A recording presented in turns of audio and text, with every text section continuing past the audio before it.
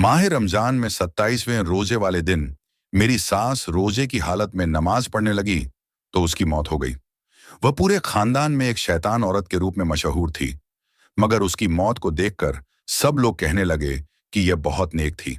सास ने वसीयत की थी कि मेरा जनाजा मेरी बेटी पढ़ाएगी। जनाजा पढ़ाकर बेटी ने मां के चेहरे से कफन उठाया तो उसका दिल फट गया। जब शादी होकर मैं ससुराल आई तो सभी ने मेरे नाज नखरे उठाए थे। मेरे ससुराल में जॉइंट फैमिली सिस्टम था। मैं सबसे छोटी बहू थी। मेरे शौहर इमरान अपने घर में सबसे छोटे थे। बड़े चारों भाई शादीशुदा थे। इन चारों भाइयों की एक ही बहन थी और वह उम्र में उन सबसे बड़ी थी। इमरान ने मुझे पहले दिन ही यह बात समझा दी थी कि मुझे उनकी बड़ी बहन की इज्जत भी वैसे ही करनी है जैसे उनकी वालिदा की करनी है। बड़ी बहन गैर शादीशुदा थी और शादी नहीं करना चाहती थी, इसलिए हमेशा हमारे साथ ही रहती थी। मेरे ससुर हयात नहीं थे। सब भाई एक ही बड़े से घर में रहते थे। अपनी नंद कुछ अजीब सी लगती थी। वह पूरा दिन अपने कमरे में बंद रहती थी और जब वह अपने कमरे में होती, किसी को भी उनके कमरे में जाने की इजाजत नहीं थी। वह बस खाने के वक्त ही बाहर आती, खाना खाकर कमरे में चली जाती। हर मामला आप जी ही तय करती थी। मेरी सास को कोई पूछता ही नहीं था। कारोबार में भी कोई लेन देन की बात आती तो नंद से मशवरा किया जाता। मुझे यह बात कुछ अजीब सी लगती थी। वैसे तो इमरान मिजाज के बहुत अच्छे थे, लेकिन चारों भाई बहन के खिलाफ एक लफ्ज नहीं सुनते थे। कहते थे वह अल्लाह की नेक बंदी है। वह किसी गैर मर्द के सामने नहीं आती थी। चादर के बिना मैंने उसे नहीं देखा था। लेकिन जो बातें मेरे सामने आहिस्ता आहिस्ता खुलने लगीं, वह मुझे कुछ तशवीश में डालने लगी थी। जब भी मेरी नंद खाने के लिए कमरे से बाहर आती, चारों भाई और उनकी बीवियां तवज्जो से खड़े हो जाते। मुझे अपनी सास के लिए अजीब सा महसूस होता था, क्योंकि उनकी कोई भी इज्जत नहीं करता था। डडियाड के न पहली आशंका। एक बार मैंने सब भाइयों को एक ऐसा काम करते देखा कि मैं हैरान सी रह गई। मैंने दूसरे दिन अपनी जेठानी से पूछा कि हमारे घर के मर्द अपनी माँ से ज्यादा आप जी को इतनी अहमियत क्यों देते हैं, हालांकि वह माँ है। बहन से ज्यादा हुस्न सुलूक और फरमानबरदारी का हक रखती है। मेरी बात सुनकर जेठानी ने घबराकर मुझे चुप रहने का इशारा किया और कहने लगी, आहिस्ता बोलो, अगर यह बात किसी मर्द ने सुन ली तो तुम्हारी खैर नहीं है। मैं हैरत से अपनी जेठानी का मुंह तकने लगी। मैंने एक आम सी बात की थी, मगर जेठानी का रद्दे अमल ऐसा था जैसे कि मैंने कोई गलत बात कर दी हो। मैं चुप सी हो गई। इमरान बहुत मेरा ख्याल रखते थे। एक दिन मैंने उनसे जिक्र किया कि आप माँ से ज्यादा बहन को अहमियत क्यों देते हो। मेरी बात सुनकर इमरान का चेहरा सुर्ख होने लगा। वह मुझे कहर भरी नजरों से देखने लगे। कहने लगे, मेरी बहन के बारे में एक लफ्ज भी मत बोलना। वह बहुत नेक और पारसा है। वह जितनी काबिले इज्जत है, हम उसका उतना एहतराम नहीं कर पा रहे। मुझे इमरान का गुस्सा देखकर समझ आ गई थी कि जेठानी ने मुझे क्यों मना किया था। एक रोज सब भाइयों ने कुछ रकम अपनी बहन के सामने रखी। कहने लगे कि अपने बरकत वाले हाथ इस पर रख दो। हमने यह पैसा कारोबार में लगाना है। आपके हाथ से बरकत होगी। अगर इन पैसों पर आपके हाथ लग गए तो हमें नफा होगा। मैं यह देखकर हैरान रह गई थी। मेरी नंद ने कुछ पढ़ा और पैसों पर फूंक मारी। यह बात मुझे कुछ दुरुस्त नहीं लगी थी। यह बात एक बहन के एहतराम से बढ़कर कोई और ही रुख इख्तियार कर रही थी। मैं इमरान का रद्दे अमल देखकर बुरी तरह से घबरा गई। यही हाल मेरी बाकी जेठानियों का भी था। नंद के मामले में वह एक लफ्ज मुंह से नहीं निकालती थी और सास भी माथे पर तेवरी चढ़ाए अपना जी जलाती रहती थी। एक बार मेरी सास नमाज पढ़ रही थी। दुआ मांगते हुए रोने लगी। उनकी हालत देखकर मेरा दिल तड़प कर रह गया। जिस इज्जत और एहतराम के हकदार वह थीं, उनके बच्चे वह हक अपनी बड़ी बहन को दे रहे थे। मुझे दरवाजे पर देखकर मेरी सास ने जल्दी से आंसू साफ किए थे। मैं उनके पास गई थी। मैंने उनसे पूछा, उनकी तबीयत तो ठीक है ना? वह मुझसे नजरें चुराने लगी।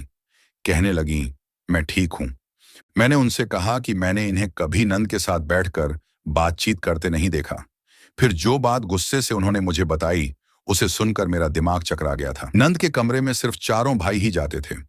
वह 1 घंटा बैठकर वापस आ जाते थे। हम चारों बहुओं को नंद के कमरे में जाने की इजाजत नहीं थी। हमें यह हुक्म था कि पाक खाना बनाया जाए, क्योंकि वह पाक रूह है। मुझे इस किस्म की बातों को अपनाना कुछ जहालत सा लग रहा था, मगर मेरी दूसरी जेठानियां अपनी नंद की गुलाम बनी हुई। उन्हीं दिनों माह रमजान का चांद नजर आया तो मेरी नंद सफेद लिबास में बाहर आई और खुले सहन में खड़ी हो गई। चांद को देखकर आंखें बंद की और फिर कुछ पढ़ने लगी। उस वक्त सहन में हम सब मौजूद थे, बस मेरी सास वहां मौजूद नहीं थी। कुछ ही देर में मेरी नंद ने बंद आंखों से कहा, अम्मी यहां क्यों नहीं है? ये सुनकर चारों भाई मां को ढूंढने लगे, फिर उन्हें पुकारने लगे। मैंने कहा, मैं अम्मी को बुलाकर आती हूं। इमरान ने मुझे यूं देखा जैसे वह मेरी जान ही निकाल देंगे। कहने लगे, जब तक आप जी हुक्म ना दें, कोई अपनी जगह से हिलेगा भी नहीं। ये हमारी मां भी ना जाने एक नेक औरत के साथ क्यों जिद लगाए बैठी है। खुदा के गजब के हकदार हो गई तो पता चलेगा। अपने शौहर के मुंह से अपनी वालिदा के लिए यह कलमा सुनकर मुझे बहुत बुरा लगा। पहला विरोध और सजा। चारों बेटों ने मां को पुकारा तो वह बेचारी भागकर चली आई। कहने लगी, मैं कुरान पाक पढ़ रही थी, इसीलिए देर हो गई। मेरा बड़ा जेठ गुस्से में कहने लगा, जब हमारी बड़ी आपा आपको बुला रही थी तब आप बाहर क्यों नहीं आई? नंद ने जेठ को चुप रहने का इशारा किया तो वह चुप हो गया। उसके बाद मेरी नंद ने जिस अमल के लिए हमें कहा था वह मैं मरकर भी नहीं कर सकती थी। मैंने साफ इनकार कर दिया। मेरी बात सुनकर इमरान ने एक जोरदार थप्पड़ मेरे मुंह पर मार दिया। मैं हवास बांकता होकर रह गई। थप्पड़ इतने जोर का था कि मैं दूर जा गिरी थी। फिर इमरान मेरे पास आए और गर्म आवाज में बोले, आइंदा तुमने इनकार किया तो मुझसे बुरा कोई नहीं होगा। आहिस्ता आहिस्ता सभी मुझे घूरते हुए अंदर चले गए। मेरी नंद भी जा चुकी थी, बस मेरी सास वहीं रह गई थी। मैं तो यूं ही जैसे कोई बेजान मुजस्समा हूं। मेरी सास ने मुझे पानी पिलाया, मेरे आंसू साफ किए और फिर कहने लगी, यह औरत नहीं, डायन है। पता नहीं खुद को क्या समझती है, लेकिन एक दिन मैं इसका राज फाश कर दूंगी। मेरी सास ने गुस्से से ये अल्फाज आप जी के लिए कहे थे। आज शाम मुझे अपनी किस्मत खराब होने पर रोना आ रहा था। उस वक्त मेरी नंद ने सबको कहा था कि सब घर वाले मेरे हाथ का बोसा लेकर अपनी आंखों को लगाएं। मैं इन बातों को नहीं मानती थी। फिर मैं यह अमल जबरन क्यों करती? सबसे पहले मेरी सास ने आप जी के हाथ को बेबसी से पकड़कर चूमा और आंखों को लगाया। मेरी सास के चेहरे से साफ लग रहा था कि वह यह सब काम मजबूरी में कर रही हैं। फिर बारी बारी सब भाइयों ने यही अमल दोहराया था, लेकिन मैंने इनकार कर दिया था, जिसका नतीजा मेरे गाल पर इमरान की उंगलियों के निशान की सूरत में मौजूद था। वक्त मुझे अपनी सास अपनी सबसे बड़ी हमदर्द लग रही थी। उस दिन भी जब मैं अपनी सास को चाय देने गई थी, उनसे कहा था कि वह आप जी से बात क्यों नहीं करती, वह उनकी बेटी है। तब वह चिल्लाकर बोली कि वह बेटी नहीं, डायन है। मुझे सास अपने कमरे में ले गई, फिर मुझसे कहने लगी, तुम चुप कर जाओ। अल्लाह ताला की जात बहुत बड़ी है, बुराई का अंजाम भी बुरा ही होता है। मैंने अपनी सास से पूछा कि आखिर यह सब क्या है। फिर जो इंकिशाफ मेरी सास ने मुझ पर खोले, मेरी तो रूह तक कांप गई थी। दूसरे दिन मैंने इमरान से माफी मांग ली। वह अभी गुस्से में थे। कहने लगे, आप जी से माफी मांगो। सहरी का वक्त था। वह सहरी करने के लिए अपने कमरे से बाहर आई हुई थी। मैंने हाथ जोड़कर आप जी से माफी मांग ली। आप जी ने अपना हाथ आगे कर दिया और कहा, इसे चूमकर अपनी आंख पर लगाओ। उस वक्त मैं बेबस थी, इसीलिए वही किया जैसा आप जी ने कहा था। मगर उसके बाद मैंने इमरान की कोई बात पर कोई इख्तिलाफ नहीं किया था। मुझे आप जी से चिढ़ होने लगी थी। उनके कमरे की सफाई पर एक बड़ी उम्र की औरत मामूर थी। लेकिन अब मुझे आप जी की अच्छाई के पीछे जो राज था, मुझे वह सब जानना था। जो कुछ मेरी सास ने मुझे बताया था, उसकी हकीकत क्या है। इसलिए मैंने इस काम करने वाली अम्मा को 1000 का नोट थमा दिया और उसे अपने कमरे में छुपा दिया। फिर उसके कपड़े खुद पहन लिए और उसका दुपट्टा ओढ़कर आप जी के कमरे में चली गई। मुझे देखकर आप जी कहने लगी, तूने अपना चेहरा क्यों छुपा रखा है? मैंने आवाज कुछ भारी से निकालकर कहा कि मैंने आज एक गुनाह किया है और आप पाक औरत हैं। मैं आज आपको अपना गुनाहगार चेहरा नहीं दिखाना चाहती। रात को अपने रब के हुजूर तौबा करूंगी, तभी आपके सामने अपना चेहरा खोलूंगी। आप जी मेरी बात पर चुप हो गईं। मैं काम करने लगी। आप जी ने कहा, वह नहाने जा रही हैं, मैं कमरा साफ करके बाहर चली जाऊं। मैंने इस बात में सर हिला दिया। वह वॉशरूम चली गई। उनके कमरे में वैसे तो अच्छी बत्तियां लगी हुई थीं, मगर एक अजीब सी बदबू आ रही थी। मैंने जल्दी से सफाई की और फिर सामने रखे कुरान पाक के पास आ गई। वह एक कपड़े के गिलाफ से लपेटा हुआ था। मैंने जैसे ही उसे खोला, उस वक्त मेरा कलेजा फट गया। उस औरत का रूप कितना नकली था। मुझे उसका सबूत मिल चुका था, मगर मेरी बात पर कोई भी एतबार न करता। जब मेरी सास की बात पर किसी ने यकीन नहीं किया, तो मेरी बात की क्या औकात थी। मैं कमरा साफ करके बाहर आ गई। ऐसे माह रमजान के दिन गुजरते रहे। फिर 27वें रोजे वाले दिन मेरी सास नमाज पढ़ते हुए इंतकाल कर गई। सब कुछ इतना अचानक से हुआ कि हम सब परेशान हो गए। घर में रोना धोना मच गया। लेकिन आप जी अपने कमरे से बाहर नहीं आई थी। मेरी सास बहुत नेक औरत थी, जो लोगों की छुप के मदद करती थी। उनकी मैयत पर एक न खत्म होने वाला हुजूम था। जैसे ही मेरे शौहर मेरी सास की मैयत को उठाने लगे, तब मैंने अपने मियां से कहा कि यह वसीयत का कागज मैंने अम्मा जी के हाथ से पकड़ा था। शायद वह जान गई थी कि वह अब नहीं बचेंगी, इसलिए वह वसीयत कर गई हैं कि उनका जनाजा आप जी ही पढ़ाएंगे। मेरे मियां ने मेरे हाथ से वर्का पकड़ा और पढ़ने लगे। उसमें यही लिखा था कि मैं बहुत गुनाहगार औरत हूं, इसलिए मुझे अपनी बख्श की कोई उम्मीद नहीं है। मेरा जनाजा मेरी बेटी पढ़ाएगी। वह पाक और नेक औरत है। शायद कि इसी वजह से मेरी बख्श हो जाए। यह बात सुनकर सब भाई उस बात पर राजी हो गए। हालांकि बहुत से समझदार लोगों ने उन्हें कहा कि औरत जनाजा नहीं पढ़ा सकती, मगर हमारे घर के मर्दों का यकीन बस आप जी पर ही था। इसलिए चारों भाई आप जी के कमरे में चले गए। इन्हें अपनी वालिदा की वसीयत सुनाई, लेकिन आप जी ने मना कर दिया कि वह जनाजा नहीं पढ़ाएंगी। मगर भाइयों ने उनकी मिन्नत समाजत की तो वह मान गईं। वहां मौजूद लोगों के मुंह खुले के खुले रह गए थे। जिस दिन मुझे इमरान ने थप्पड़ मारा था, मेरी सास मुझे अपने कमरे में ले गई थी। फिर मुझसे कहने लगी, यह औरत मेरी बेटी नहीं है। असल में यह मेरे शौहर की पहली बीवी की बेटी है। जब मेरी शादी हुई, तब आप जी 15 साल की थी। मेरे ससुर ने अपनी पहली बीवी को तलाक दे दी थी, क्योंकि वह काले इल्म वाले काम करती थी। यानी आप जी को भी सब सिखा चुकी थी। तलाक के बाद आप जी की सगी माँ यह घर छोड़कर चली गई थी, मगर आप जी को उसके वालिद ने यहीं रख लिया था। जब मेरी शादी हो गई और आप जी ने अपने वालिद के साथ मुझे खुश देखा, तो वह मुझसे नफरत करने लगी। उन्हें लगा मैंने ही उनकी माँ का घर बर्बाद किया है। इसलिए वह अपने घर के सामने तो मुझको कुछ न कहती, लेकिन मेरे पीछे मेरे साथ बुरा सलूक करती। और जब जब मैं अपने ससुर से कहती, तो वह अपनी बेटी के खिलाफ कुछ सुनने को तैयार ही नहीं होते थे, क्योंकि वह उन पर कुछ गलत किस्म के मंत्र पढ़कर फूंक देती थी। मेरी हैसियत इस घर में सिर्फ एक नौकरानी जितनी थी। जब मेरे घर बेटे पैदा हुए, तो वह भी बाप की देखा देखी माँ की बजाय आप जी को अहमियत देने लगे थे, क्योंकि आप जी उनके सामने बहुत नेक बनती थी। मेरे ससुर अपने बेटों के सामने मुझको गालियां देते, मारते और कहते मेरी बेटी पर तुम गलत इल्जाम लगाती हो। वह मेरी बेटी है, मेरा खून है। वह अपनी माँ की तरह नहीं हो सकती। उसे तो अपनी जादूगर माँ से नफरत थी, इसलिए तो वह मेरे पास रुक गई थी। मेरी बेटी बहुत नेक और दीनदार है। तुम सौतेली माँ बनकर शैतानों वाले काम मत करो। इसी तरह मेरे ससुर अपनी बेटी के खिलाफ एक लफ्ज नहीं सुनते थे, और फिर सब बच्चों के कच्चे जहनों में भी यही बात बैठ गई थी। आप जी उनको कहती रहती कि तुम्हारी माँ को तुमसे प्यार नहीं है। जैसे मुझे बुरा कहती है, ऐसे ही तुम लोगों की भी मेरे बाप से बुराइयां करती है। सब भाइयों के जहनों में यही बात बैठ गई थी, और वह अपनी माँ से नफरत करने लगे। जब मैंने देखा कि मेरा शौहर अपनी बेटी के बारे में कुछ सुनता ही नहीं है, तब मैं भी चुप कर गई। जब आप जी 22 साल की हुई, तो मैंने ससुर से कहा कि अब उसकी शादी कर देनी चाहिए। मुझे यही लगा था कि शायद यूं मेरी जान आप जी से छूट जाएगी। मगर आप जी ने कहा कि वह अपनी सारी जिंदगी अल्लाह ताला के लिए वक्फ कर देगी और शादी कभी नहीं करेगी। उनके वालिद यह सुनकर खुश हो गए और उसे आला मर्तबे पर बैठा दिया। अब तो मैंने बिल्कुल ही चुप साध ली थी। भाइयों के दिल में भी बहन की अहमियत बढ़ गई।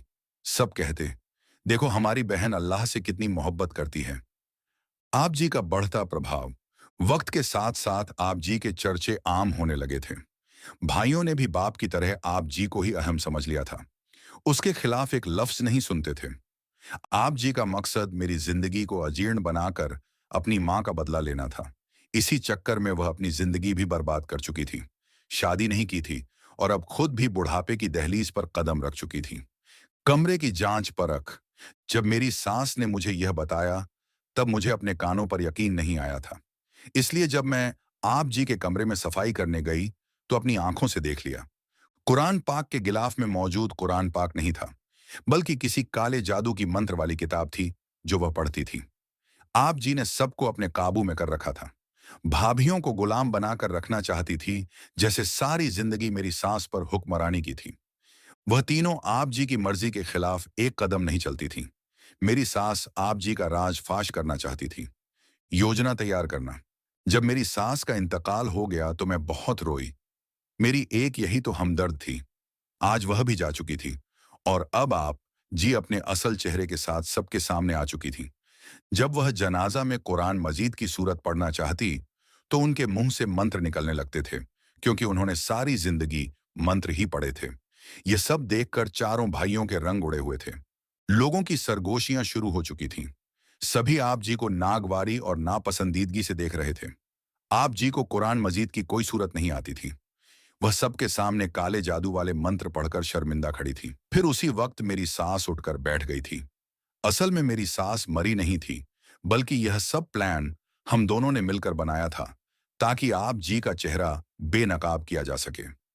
मेरी सास को जिंदा देखकर वहां खड़े मजमे की चीखें बुलंद हो गईं। फिर मेरी सास ने आप जी की सारी हकीकत सबको बताई। मेरे जेठ और मेरा शौहर शर्मिंदगी से अपनी नजरें नहीं उठा पा रहे थे। आप जी जल्दी से अपने कमरे में भाग गई थीं। उनका राजफाश हो चुका था। भाइयों का अंतिम फैसला। सब भाई आप जी के कमरे में चले गए थे। आप जी अपनी मां को फोन पर सब बता रही थीं। सबसे बड़े भाई ने कहा, आप जी, तुम अपना सामान पैक कर लो। तुम अब यहां नहीं रह सकती। बेहतर है जिस मां से फोन पर बात कर रही हो, उसी के पास चली जाओ। हमें अफसोस है, हमने तुम्हें इज्जत के इस मर्तबे पर पहुंचा दिया जिसकी तुम हकदार नहीं थी। अगर तुम आधे घंटे में बाहर ना निकली तो हम लोग तुम्हें धक्के देकर इस घर से बाहर निकालेंगे। आप जी कुछ नहीं बोली थी। आखिरी धमकी और विदाई। आप जी ने खामोशी से सामान पैक किया और फिर जब जाने लगी तो बाहर सहन में आकर मेरी सास को देखने लगी। फिर हंसकर कहने लगी, तुमने मेरे साथ जो धोखा किया है, देखो मैं तुम्हारा क्या हाल करूंगी। उस खुली धमकी पर मेरे जेठ ने आप जी के मुंह पर थप्पड़ रसीद किया था। वह कहने लगा, तुम हमें जितना बेवकूफ बना सकती थी बना चुकी हो। अब यहां से चली जाओ। हमने तुम्हारी वजह से अपनी सगी मां के साथ बहुत नाइंसाफी की है। अगर अब तुमने कुछ किया तो हम तुम्हें जिंदा नहीं छोड़ेंगे। बेहतर है तुम यहां से चली जाओ। अगर तुमने अपने नापाक इरादों से हमें या हमारी मां को कुछ भी नुकसान पहुंचाना चाहा, तो हम भी तुम्हारे साथ बहुत बुरा करेंगे। ये कहकर मेरे जेठ ने आप जी को धक्के मारकर घर से निकाल दिया था। सबक और माफी। मैंने उन्हें कहा, आपने जो भी किया वह एक गुनाह ही था। किसी का बहुत नेक होना कभी भी हमें इस बात की इजाजत नहीं देता कि हम उसे जरूरत से ज्यादा ही बुलंद मर्तबा दे दें। और जो नेक लोग होते हैं वह अपने मुंह से कभी उस बात का ढिंढोरा नहीं पीटते। वह तो बस नेकी करके दरिया में डालते जाते हैं।